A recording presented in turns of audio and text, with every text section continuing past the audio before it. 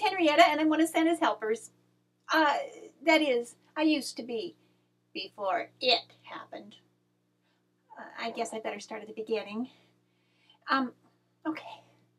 I can still remember the day, about 300 years ago, when I applied for work at the North Pole. I knocked on the door, and the big guy answered it himself. And I said, "Hi, I was wondering if you had an opening in your workshop for a helper." And he said, "Ho, ho, ho, of course I do." And he let me come in, and he gave me a uniform, and he showed me where I would be working. I was in the doll room. Oh, back then, we were making them almost exclusively out of wood. And it wasn't too much longer before we started adding lines in china, porcelain, and then celluloid and rubber, and it got to the point where we were working almost exclusively in plastic. And it was just fascinating, and I loved painting on their eyes, or giving them glass eyes, and putting on their lips. Oh, it was just so much fun imagining what the kids were saying when they got the dolls. But the best part about the job was the uniform, black and white.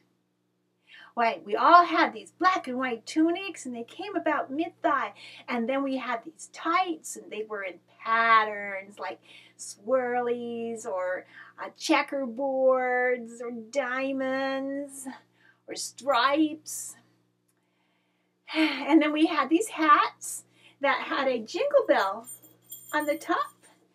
And then we had these shoes with curly toes and a jingle bell on them. And they just look sharp. Santa said he just loved the look of black and white. He said there was just nothing classier. Ho, ho, ho. And they really did look marvelous, especially in the paint room where the elves would be painting red and green and yellow and blue. And it just stood out against those sharp black and white uniforms. Oh, we just loved working for Santa Claus. But you know, as time passed, we just didn't realize it. But Santa, he was under a strain. You see, kids, especially in the last, 100 years or less, they were getting really, really greedy. Well, kids a long time ago, they were happy with just one toy, or maybe two. Well, now Santa was getting letters, and kids were asking for armfuls of toys. And, oh my goodness. Well, to give you an idea of the difference, I remember one Christmas, there were these two little sisters living in a little house on the prairie. And for Christmas, we brought them each a tin cup, a stick of candy, and a penny. That's all. And they were just so happy.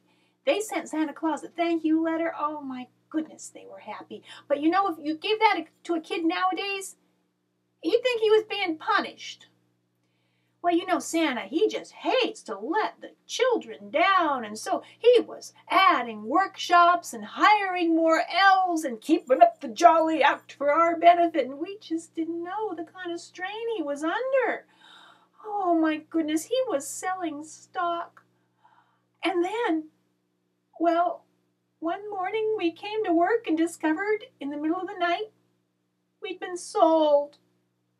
And Santa said, "Oh, it's okay. Because he said he'd still be working there, and we'd all keep our jobs, and he'd still be out there delivering toys, and everything was going to be so much better because now he didn't have to worry about the money part of it anymore, because he's just not a businessman. He's a toy maker." But, we just started feeling better, and then in walks the new boss. And he took one look at all of our sharp black and white uniforms. He goes, "Oh, no. Come to work tomorrow in red and green." Oh, my goodness. We gasped, and I got mad, and I said, "Oh, now, just who do you think you are?" And he said, "I'm Ted Turner. Prepare to be colorized." Well, I said I quit. Oh, I know I let Santa down, and I really hated to say goodbye, but I just couldn't see myself wearing colors, not after 300 years. So I found myself a new job as a gremlin in a newspaper printing press. It's fascinating work. I get a lot of reading done. I keep up on world affairs. And the best part about it is, as long as I stick to the inside pages, my world remains black and white.